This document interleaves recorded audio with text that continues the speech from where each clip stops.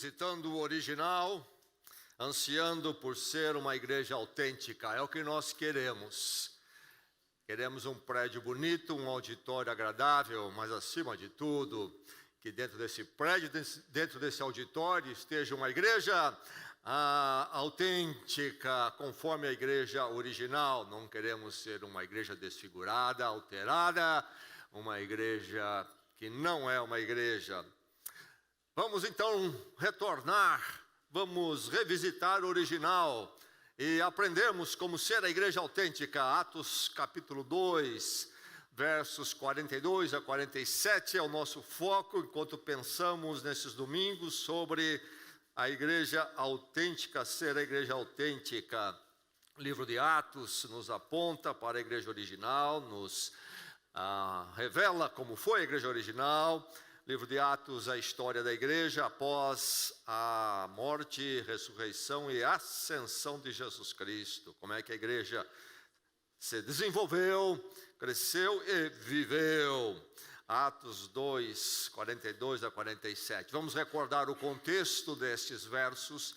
Eles vêm logo após a narrativa sobre o que aconteceu no dia de Pentecostes. Pentecostes, grande festival judaico. Jerusalém ficava então superlotada com pessoas, judeus que vinham de todas as partes, inclusive de diversas partes do mundo ali, judeus que haviam emigrado para outros lugares. A cidade, então, superlotada, Pentecostes. E é nesse dia que vem o Espírito Santo, conforme Jesus Cristo havia orientado os seus discípulos, que aguardassem em Jerusalém e viria em poucos dias o Espírito Santo. Não mais Jesus com a igreja, mas o Espírito Santo.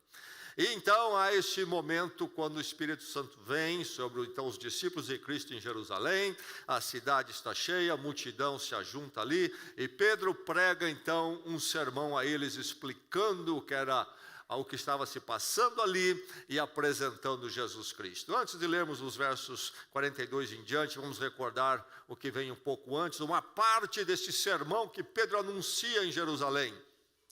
Começando com o verso 36, palavras de Pedro, o apóstolo, à multidão e a nós aqui. Portanto, que todo Israel fique certo disto: este Jesus a quem vocês crucificaram, Deus o fez Senhor e Cristo. Quando ouviram isso, ficaram aflitos em seu coração e perguntaram a Pedro e aos outros apóstolos: irmãos, que faremos? Pedro respondeu: arrependam-se e cada um de vocês seja batizado em nome de Jesus Cristo para perdão dos seus pecados e receberão o dom do Espírito Santo, pois a promessa é para vocês, para os seus filhos e para todos os que estão longe, para todos quantos o Senhor, o nosso Deus, chamar. Com muitas outras palavras os advertia e insistia com eles: salvem-se desta geração corrompida. Os que aceitaram a mensagem foram batizados, e naquele dia houve um acréscimo de cerca de 3.000 pessoas. E agora o texto continua narrando então como que esta grande igreja agora vivia. Como é que ela era? Como é que era a igreja original? Ouça a palavra de Deus, receba a palavra de Deus. Que o Senhor nos faça uma igreja assim. Diz a narrativa de Lucas, o autor de Atos. Eles se dedicavam ao ensino dos apóstolos e à comunhão, ao partir do pão e as orações. Todos estavam cheios de temor, e muitas maravilhas e sinais eram feitos pelos apóstolos. Os que criam mantinham-se unidos e tinham tudo em comum, vendendo suas propriedades e bens, distribuíam a cada um conforme a sua necessidade. Todos os dias continuavam a reunir-se no pátio do templo, partiam o pão em suas casas e juntos participavam das refeições com alegria e sinceridade de coração, louvando a Deus e tendo a simpatia de todo o povo. E o Senhor lhes acrescentava diariamente os que iam sendo salvos. Mais alguns textos que iluminam a nossa mensagem e reflexão nesta manhã. Mais alguns textos do Novo Testamento na Palavra de Deus. Pedro escreve 2 cartas que temos nas Escrituras. Quero ler na 1 Pedro, escute este verso de Pedro orientando a igreja. Isto agora, esta carta, bem depois deste momento de Pentecostes, quando ele prega o sermão e a igreja vive como nós lemos aqui. Pedro escreveu à igreja em geral, espalhada já, igrejas em diversos lugares agora, capítulo 4, verso 9, entre outras orientações, ele diz: sejam mutuamente hospitaleiros, sem reclamação. Sejam mutuamente hospitaleiros. O apóstolo Paulo escreve uma carta a Tito, umas pessoas que compunham a sua equipe, e ele havia enviado Tito para organizar a igreja num dado local, e Paulo orienta Tito sobre como conduzir, o que fazer na igreja ali em termos de organização e estruturação. Eu quero ler no capítulo 1 de Tito, a carta de Paulo a Tito, do verso 7 ao verso 8. Paulo diz, e aqui está a orientação de Paulo sobre a eleição, a escolha do episcopo, ou presbítero, na nossa igreja chamamos de conselheiro. Por ser encarregado da obra de Deus, escreve Paulo a Tito, por ser o episcopo, conselheiro encarregado da obra de Deus, este é aquele que vai administrar, por ser encarregado da obra de Deus, é necessário que o episcopo seja irrepreensível, não orgulhoso, não briguento, não apegado ao vinho, não violento, nem ávido por lucro desonesto. Então, negativos que não devem ser achados naqueles que são líderes da igreja, para que eles possam inspirar a igreja a ser da mesma forma. Não orgulhoso, não briguento, não apegado ao vinho, não violento, nem ávido por lucro desonesto. Ao contrário, agora os positivos, qualidades positivas então. Ao contrário, que ele seja hospitaleiro, amigo do bem, sensato, justo, consagrado, tenha domínio próprio e mais algumas coisas. Mas aqui está, entre outras coisas positivas, que ele seja hospitaleiro. E ainda um texto no Evangelho de Lucas, narrativa de Jesus Cristo e os seus discípulos, chegando então ali ao povoado de Betânia. Diz Lucas, o Evangelho de Lucas, capítulo 10, verso 38, caminhando Jesus e os seus discípulos chegaram a um povoado, onde certa mulher chamada Marta o recebeu em sua casa. Marta o recebeu em sua casa. No nosso texto em Atos, diz o verso 42, que a igreja, os discípulos, os crentes se dedicavam aos ensinos dos apóstolos, à comunhão e ao partir do pão. No verso 46 diz que eles partiam o pão em suas casas e juntos participavam das refeições com alegria e sinceridade de coração. Partiam o pão em suas casas e juntos participavam das refeições com alegria e sinceridade de coração. Ouvimos a palavra do Senhor. 195 igrejas durante 2 anos foram visitados por um pesquisador no artigo que eu li. Isso lá no país das estatísticas, Estados Unidos. 195 igrejas durante 2 anos. E ele queria medir como é que estava o nível de recepção, acolhimento nas igrejas. E depois dessa maratona de visitas, entre as coisas que ele disse o seguinte: nestas visitas todas, somente em uma delas, uma pessoa falou comigo, como visitante que eu estava ali, somente uma pessoa falou comigo, além de ser saudado por aqueles que trabalhavam no ministério ali da recepção, os introdutores da porta. Então, dessas 195 igrejas, os introdutores, os recepcionistas me saudaram, mas somente uma pessoa daquela igreja a mais, além dos recepcionistas, me cumprimentaram.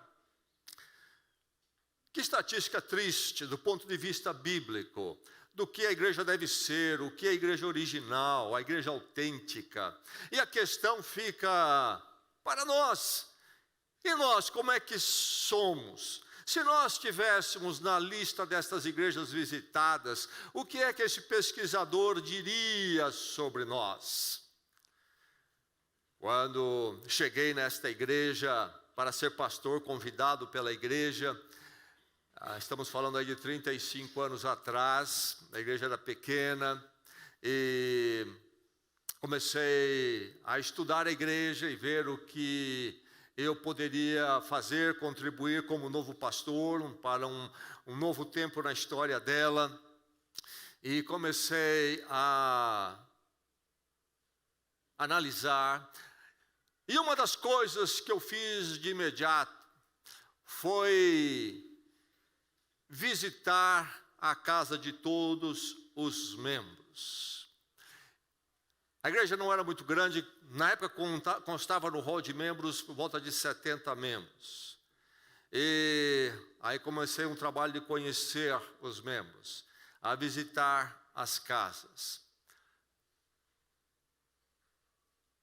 Visitação terça e quinta-feira. A igreja pequena, a liderança pequena. Na ausência de pastor, antes de eu chegar, havia o vice-presidente que liderava a igreja, cuidava. Então ele passou a me acompanhar nessas visitas, porque ele conhecia os membros.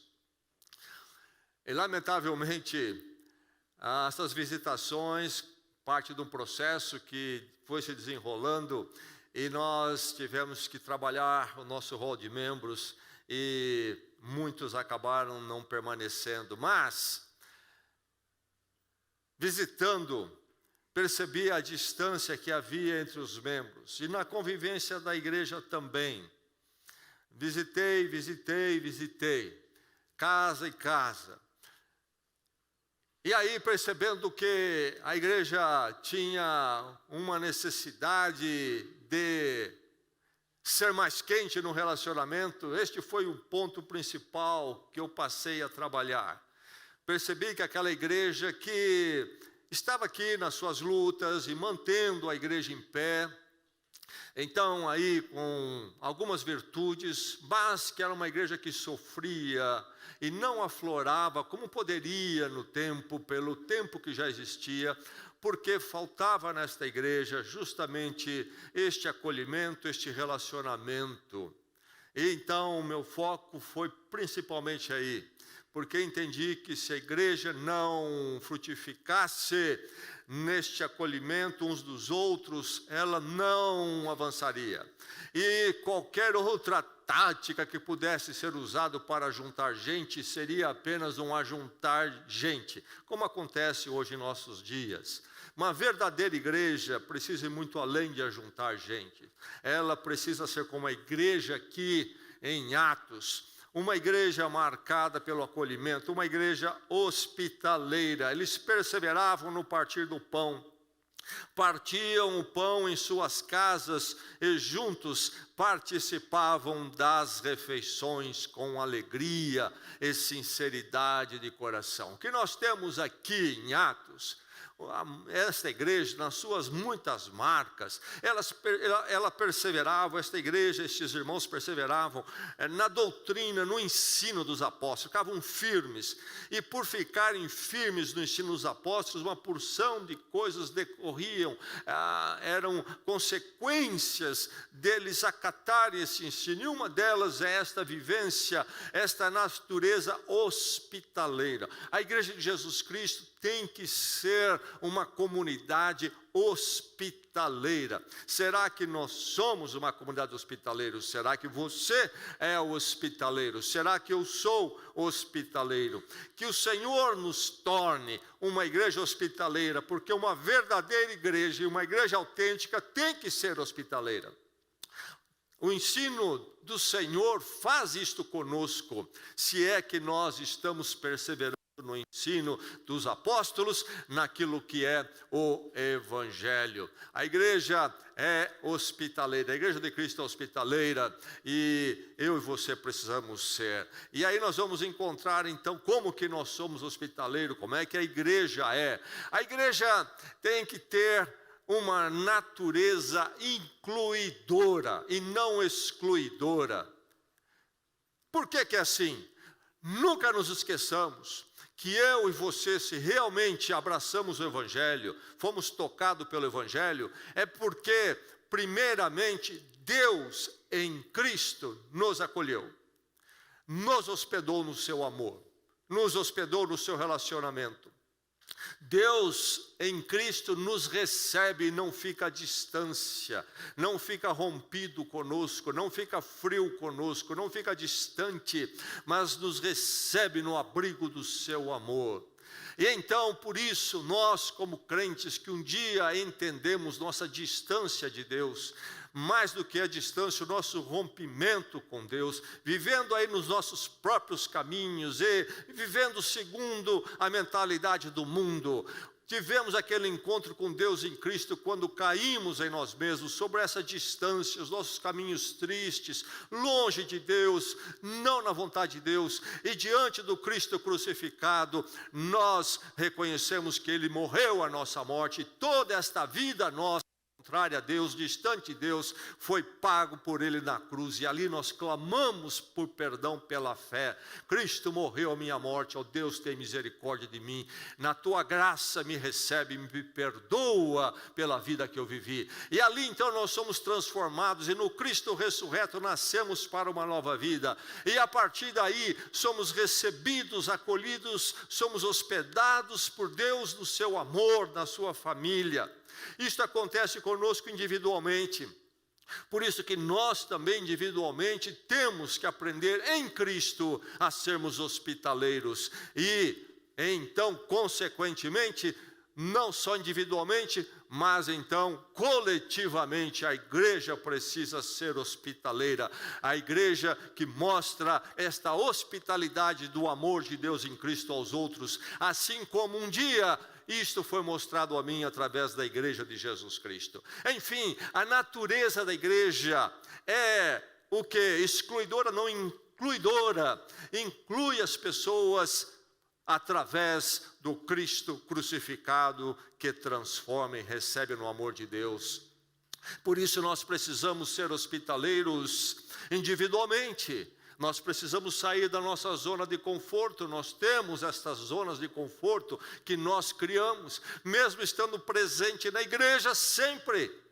Muitas vezes nós temos nossa zona de conforto, onde nós sentamos, como nós chegamos, como nós saímos, etc. E precisamos ver se nós não estamos criando uma zona de conforto, porque nós não queremos ser hospitaleiros. Ser hospitaleiro me leva a um certo desconforto, eu tenho que sair de uma zona onde me sinto um tanto quanto confortável e seguro, mas que Deus, no seu amor em Cristo, nos leve a nos esticar individualmente e rompermos com essas barreiras que nos impedem ou nos protegem erradamente de sermos hospitaleiros. Mas não somente individualmente, estruturalmente nós como igreja pensamos em hospitalidade. Aliás, de muitas formas fazemos isto.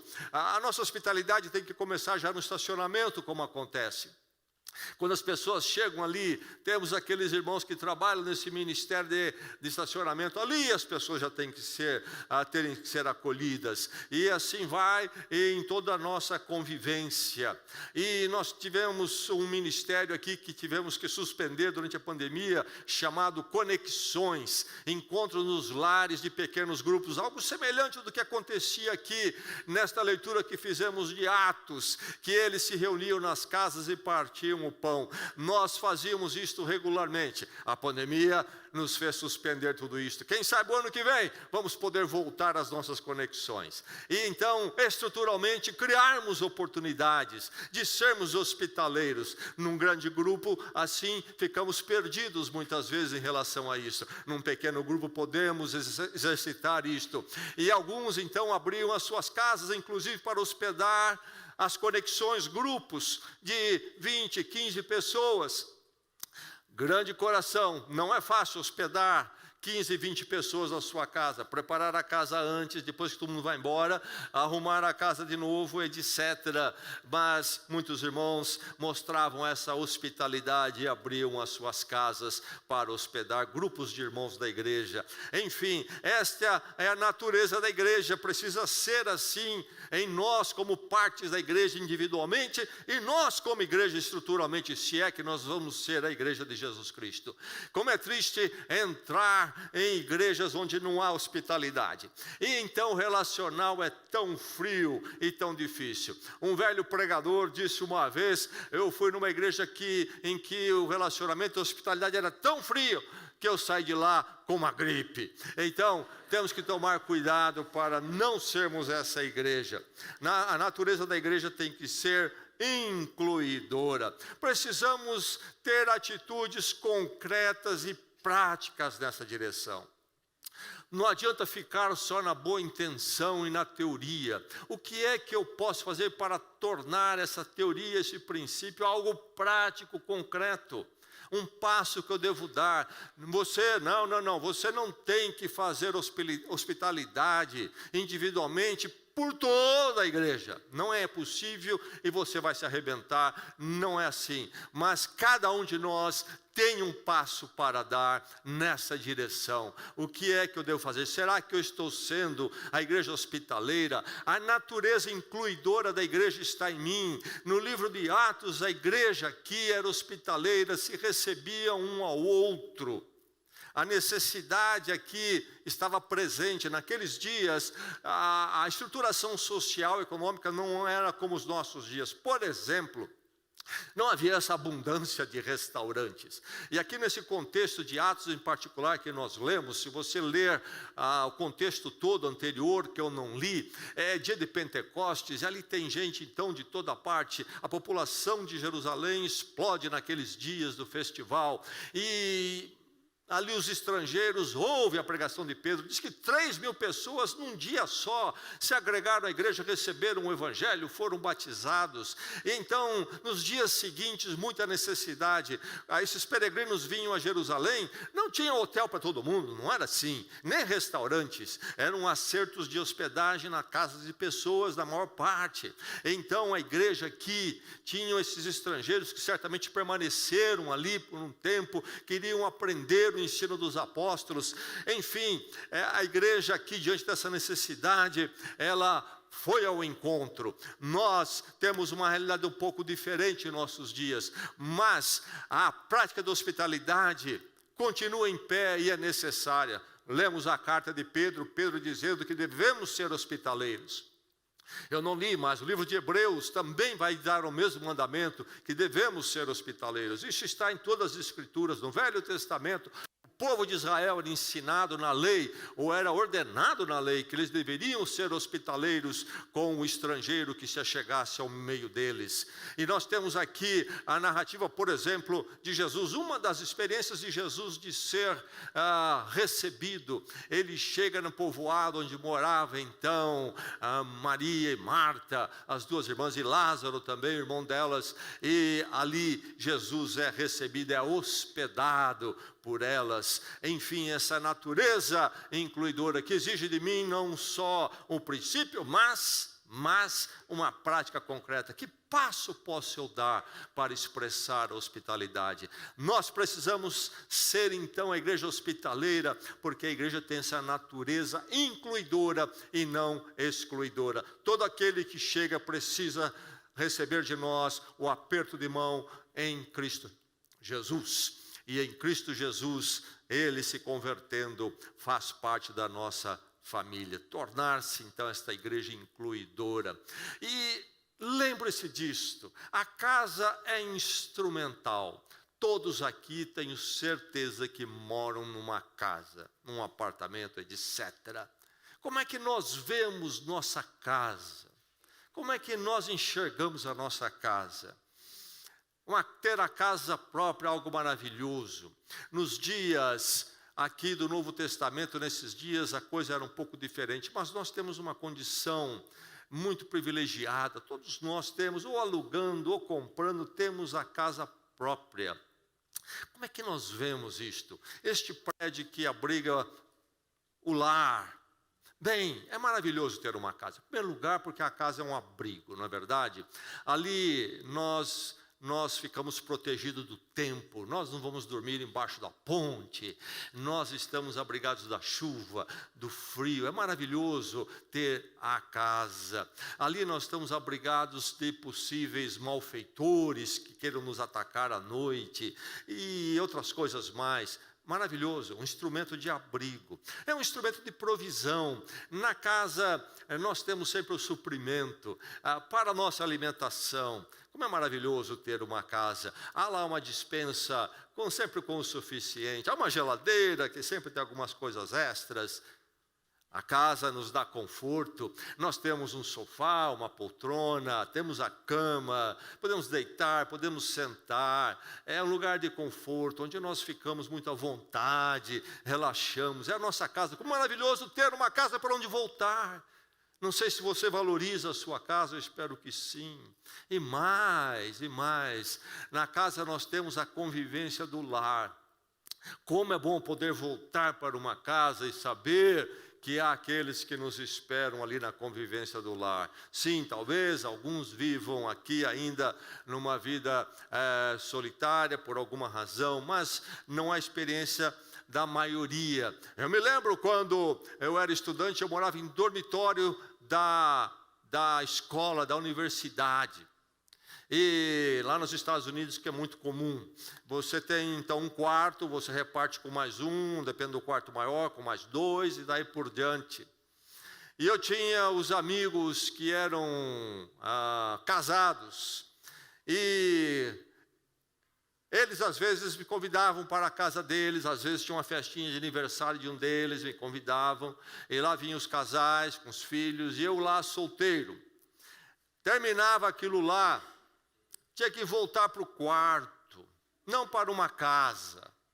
E tinha meu companheiro de quarto, um amigão, me dava bem com ele, mas não é minha esposa, não é meu filho. É voltar para o quarto com um marmanjo. Eles iam para casa com a esposa, com os filhos. Era horrível. Enfim, nada como ir para casa, a convivência do lar. Será que você valoriza isso? Chegar em casa e saber que alguém espera por você. A coisa mais triste talvez até alguém que diga eu vivo isto, é chegar, abrir a porta de casa e dizer alô, e sobrar só o eco do seu alô. Não há ninguém para dizer lá alô. É maravilhoso voltar para a convivência do lar. Enfim, a nossa casa tem tanta coisa preciosa e são todas coisas legítimas, são finalidades fundamentais da casa. Mas nós nos esquecemos de mais uma qualidade da casa, uma finalidade da casa, que é ela ser um instrumento de ministério.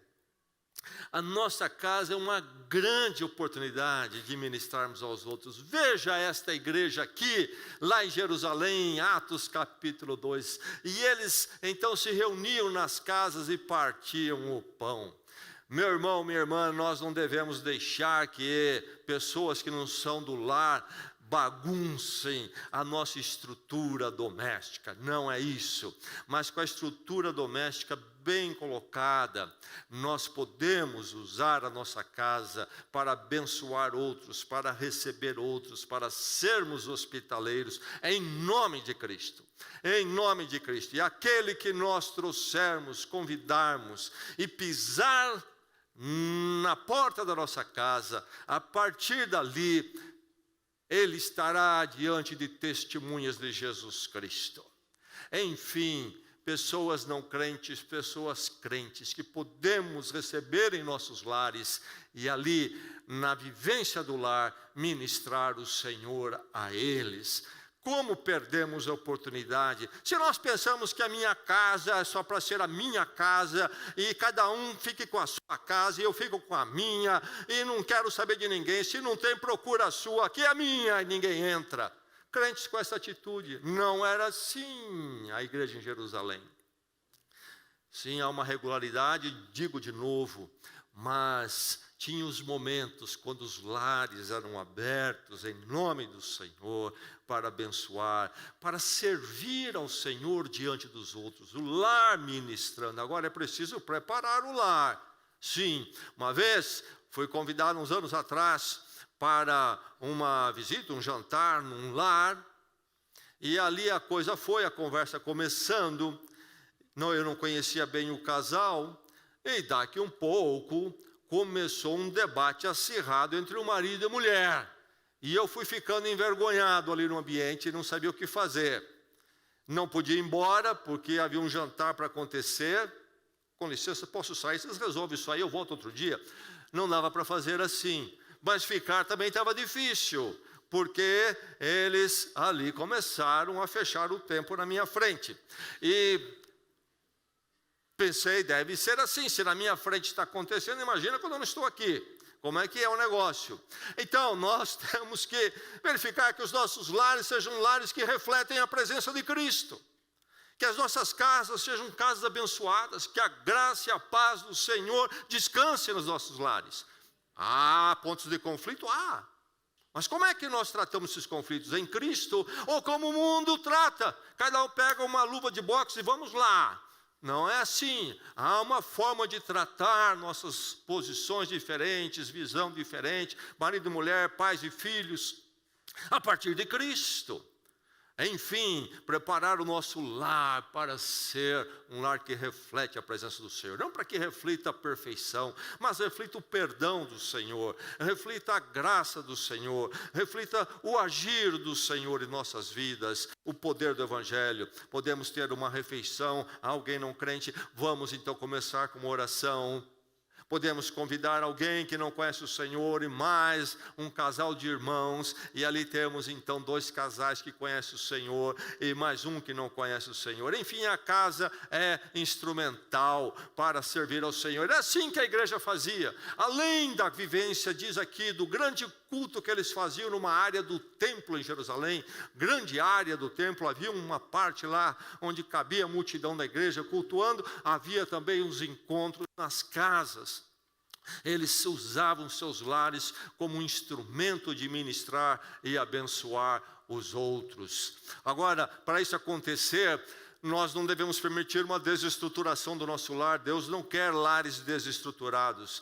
E aí nós vamos assumir o controle e a administração da hospitalidade. E então nós vamos encontrar os momentos e as formas corretas que podemos usar as nossas casas para abençoar os outros e refletir a Cristo.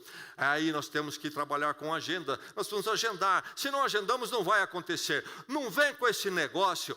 Passa lá em casa tomar um cafezinho. Esse é um negócio que me irrita quando eu escuto. Passa lá em casa tomar um café. Você acha que eu vou fazer isso?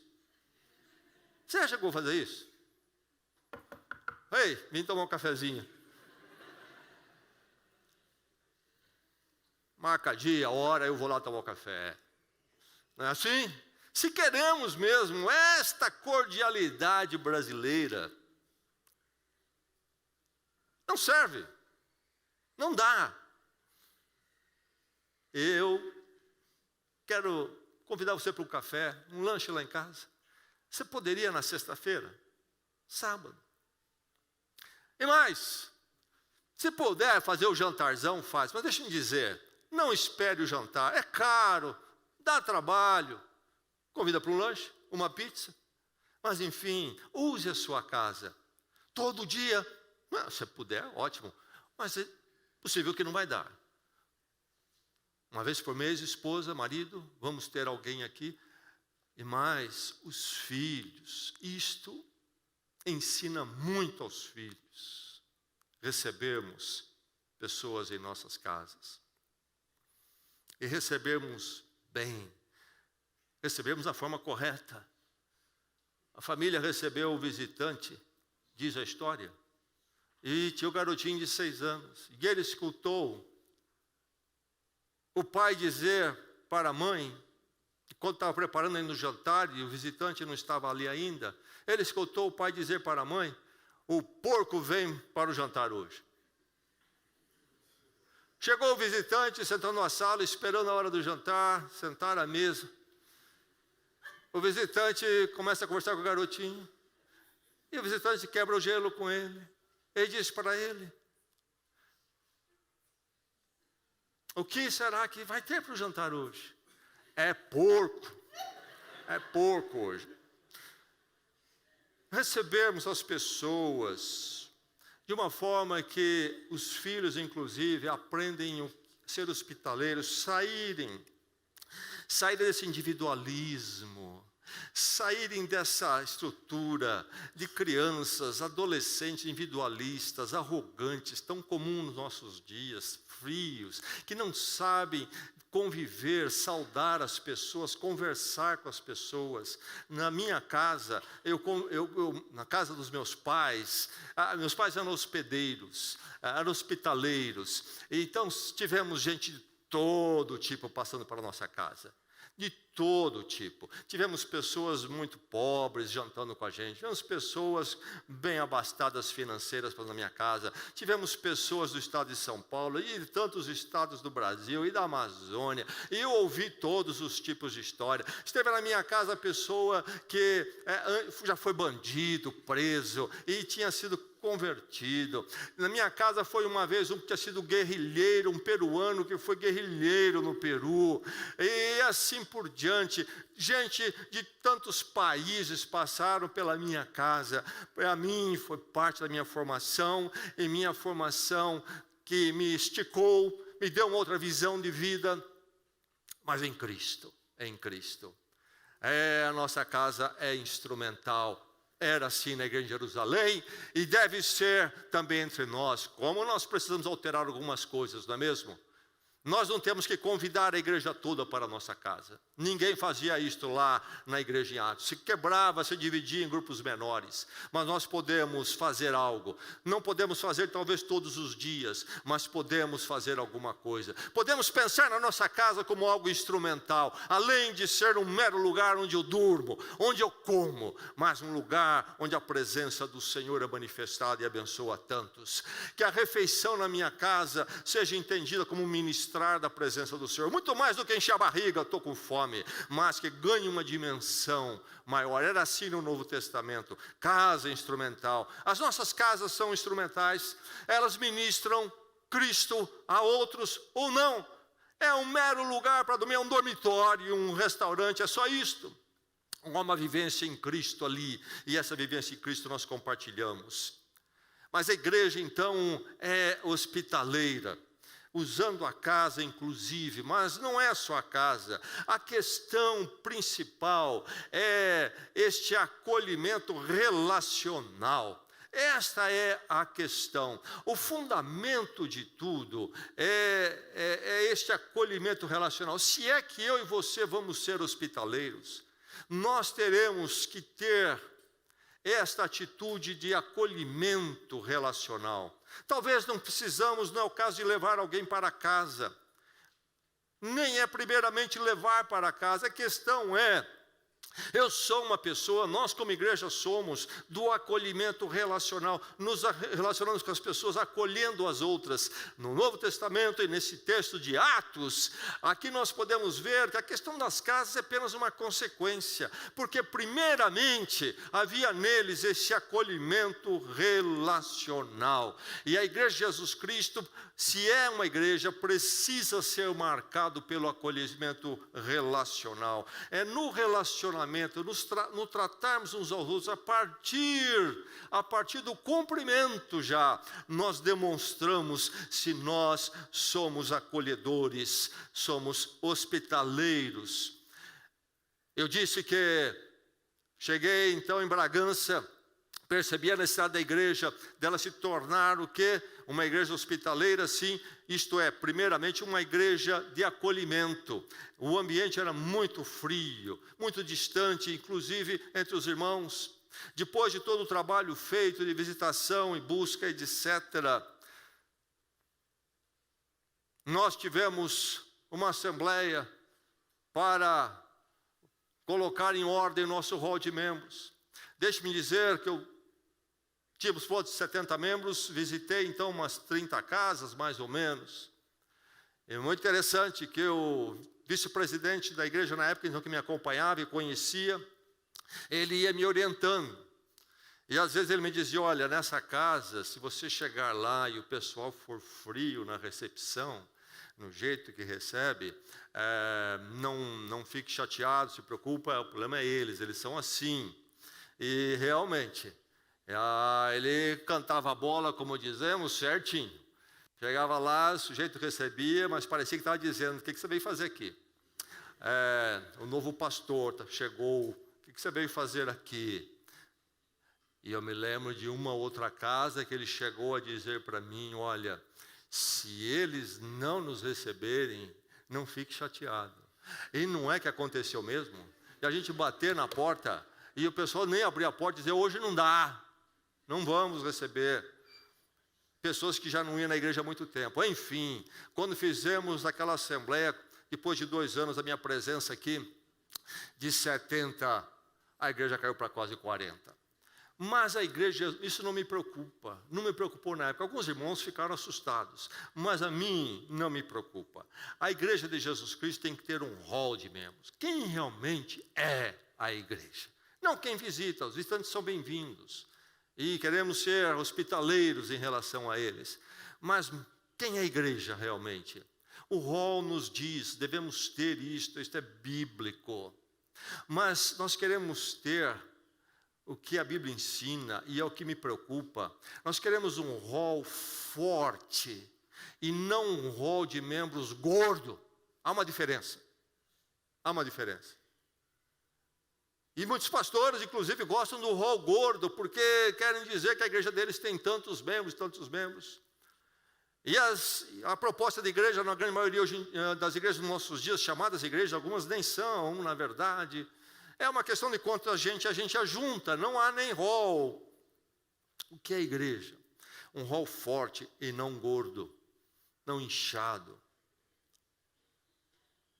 Enfim, o acolhimento relacional tem que estar em nós.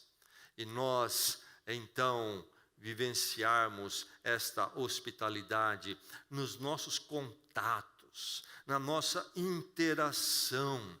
E depois há de resultar outras coisas, como inclusive o uso das nossas casas de forma ministerial. Mas se é o caso da casa, se não é que há em nós este acolhimento relacional. E aí nós podemos receber em casa. Há um ditado na Dinamarca, que diz assim, se há espaço no coração, há espaço na casa. Se há espaço no coração, há na casa. Mas a questão toda é, primeiramente, se há espaço no coração. Se há em nós um acolhimento relacional ou não. Ou ficamos distantes. Além e antes de sermos hospitaleiros com o nosso lar, nossa casa, até com as nossas finanças, quem sabe, como era o caso aqui em Jerusalém, na igreja em Atos. Antes do nosso lar, das nossas finanças. A questão é se nós temos o acolhimento relacional, que nem envolve necessariamente a nossa casa e nem nossas finanças. É preciso que eu tenha tempo, isto é, eu pare para você, que eu pare para você. Alguns minutos, às vezes não exige mais do que alguns minutos.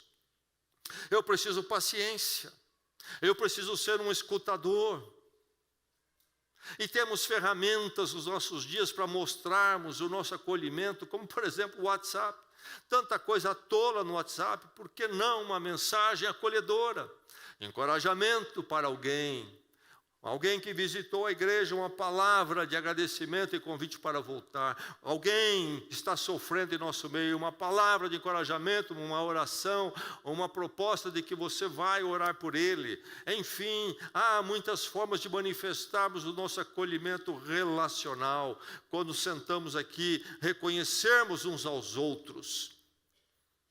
Nós precisamos ser relacionais no financeiro, sim. Precisamos ser relacional no espiritual. Eu oro por você, você ora por mim, você me encoraja, eu lhe encorajo a andar com Cristo. Precisamos ser, então, relacionais no emocional. Eu o apoio, eu estou ao seu lado nas suas lutas, nas suas dores, no seu sofrimento. Eu estou com você. Agora, eu não vou poder certamente estar com todo mundo aqui, todos os dias, muito menos. Mas eu posso estar com um ou dois, e você com mais um ou dois, e você lá com mais um ou dois. E o nosso ambiente todo será relacional. Não somente financeiro, espiritual, mas emocional. Enfim, esse acolhimento relacional é muito importante para nós, é fundamental na vida cristã. Mas é importante e necessário que você aceite ser incluído também. A inclusão precisa ser aceitada. Crentes que não acolhem e não se permitem ser acolhidos, não praticam hospitalidade e também não aceitam ser abençoados pela hospitalidade, fazem tudo para se proteger e ficar à distância, à margem. Não somente não dão, como recusam serem recebidos. Naqueles dias, os meus princípios como pastor aqui na igreja, que já mencionei, e comecei a trabalhar com a igreja a questão de aquecer o relacional, a hospitalidade. Não foi fácil, não foi fácil. E uma das coisas que eu coloquei, que é muito simples, e nós fazemos isso, mas naquele dia chegou a chocar as pessoas, foi que nós tínhamos um culto, como nós temos hoje, mas de manhã, e as classes, como temos agora de manhã. Aliás, como temos agora de manhã, tínhamos naqueles dias e tínhamos à noite também. Mas, enfim, entre o culto e as classes, no prédio nosso ali no centro da cidade, naquele tempo, eu coloquei num pequeno espaço que havia na saída daquele auditório pequeno, que cabia umas 150 pessoas, coloquei ali uma mesa com um cafezinho. Grupo pequeno, de manhã ali, umas 40 pessoas. Creio que uma garrafa grande dava para todo mundo e umas bolachinhas. Primeiro domingo, todo mundo olhou aquilo assustado. Como? O que é isso aqui? Mas, lembro-me que eu fiquei à porta, convidando as pessoas para parar e tomar um café. Porque era estranho demais. Ficavam desconcertados tomar um cafezinho na igreja. Quando vim para Bragança, eu tinha morado fora do Brasil, muitos anos, e retornando, que vi minha memória, tinha esquecido todo o cafezinho brasileiro. Cada povo tem um negócio assim, nós temos o cafezinho. E quando fui fazer as visitações, e logo então me veio à memória o tal do cafezinho. chegava às casas, visitava e antes de ir embora sempre era oferecido um cafezinho. Mas o problema é que eu não sou chegado no cafezinho. Nunca apreciei o cafezinho, mesmo no ambiente de trabalho, nunca desenvolvi esse prazer. Mas eu estava ali para ensinar hospitalidade, tomei os cafezinhos. De qualquer forma, tomei os cafezinhos. Mas eu percebi que esse era um problema meu, que as pessoas gostavam do cafezinho. Então, o cafezinho para ajudar a aquecer a comunhão, a hospitalidade. E aí, eu lembro, no segundo domingo, estava eu ali ao lado da mesa, e aí alguns irmãos então já pararam, tomar um café, comer 2 bolachinhas rapidinho, meio sem jeitos, e aí eu me lembro que passou um, que era, ele, a família dele, era a expressão maior da frieza, a falta de hospitalidade da igreja. E eu disse para o patriarca: irmão, toma um cafezinho conosco aqui. Sempre sisudo na igreja, sempre sisudo. E sisudo ele disse para mim: café, pastor, eu tomo em casa. Não é a questão do cafezinho, meu irmão. O cafezinho é instrumental. É questão de eu e você em Cristo nos hospedarmos, nos recebermos. Essa é a questão. Eu fui na sua casa, eu tomei cafezinho, ainda que eu não gostava do cafezinho. Por quê? Porque eu quero lhe dizer que você é importante para mim, em Cristo. Será que você aceita ser incluído? Eu preciso permitir que me incluam, que me hospedem. Eu preciso buscar ser hospedado. Eu preciso também, claro, ser sábio enquanto hóspede, seja numa conversa, nas interações apenas depois do culto, por exemplo, seja me encontrando para um café em alguma lanchonete, etc., seja sendo convidado para ir à casa de alguém. Eu preciso ser sábio. Nunca devemos pensar que a hospitalidade nos dá o direito de sermos recebidos de forma que nós abusemos do nosso hospedeiro. O crente precisa ser sábio, precisa ser respeitoso. E tem gente que atravessa, eu sei disto. E nós já tivemos nossa igreja aqui, pessoas que atravessaram e precisam administrar. Mas não é porque tem alguns que atravessam, além dos limites, abusam da sua condição de hospedado, que nós vamos abandonar o princípio da igreja. Certamente aqui no livro de Atos, no capítulo 2, tinham alguns abusados na hospedagem, não é mesmo? E precisam ser colocados no lugar. Não podemos deixar, como eu disse, as pessoas entrarem e desestruturar nossa vida, que organizamos com Cristo, o nosso lar. Não é assim que vamos ajudar as pessoas, mas mostrar a eles a nossa vida estruturada em Cristo. Mas se eu sou convidado a ser hospedado, eu preciso ser sábio. E a gente precisa lidar com esses que não sabem. Lá na África, há uma língua falada por muitas tribos ali, o Swahili, e ele é um ditado ali dos africanos, segundo dizem, que diz mais ou menos assim: olha, hospede a pessoa por 2 dias. No terceiro, dê uma enxada para ele. Isto é, 2 dias é hóspede. Vai ficar um pouquinho mais? Então, meu amigo, você precisa começar a entrar no esquema aqui. Vamos lá. A enxada está aí para você também. Nós não vamos ficar aqui 2 dias, 3, 4, o mês todo olhando para você. Porque nós temos trabalho para fazer nessa casa. E você vai começar a trabalhar também. Mas, enfim, é preciso aceitar a inclusão. Você aceita ser incluído ou não? Por que nós não aceitamos? Insegurança.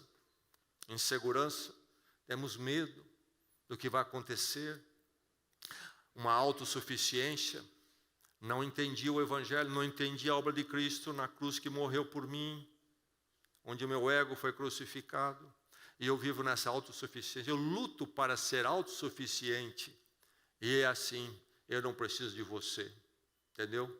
Eu venho aqui na igreja, fico bem distante, mantenho tudo separado. Os castelos medievais muitas vezes tinham o chamado fosso em volta. Você já deve ter visto isto em algum filme, algum tipo de literatura. Um fosso em volta para que fosse difícil possíveis exércitos atacando, invadirem o castelo. junto às muralhas para proteger, e mais um fosso do lado de fora. E havia a entrada principal, e havia uma ponte que descia, e para que os visitantes, quem era recebido, pudesse adentrar ao castelo. E à noite, ou quando houvesse um ataque, aquela ponte subia, e então ficava difícil qualquer acesso ao castelo. Alguns de nós estão precisando baixar a ponte, está levantada. Precisamos baixar essa ponte aí.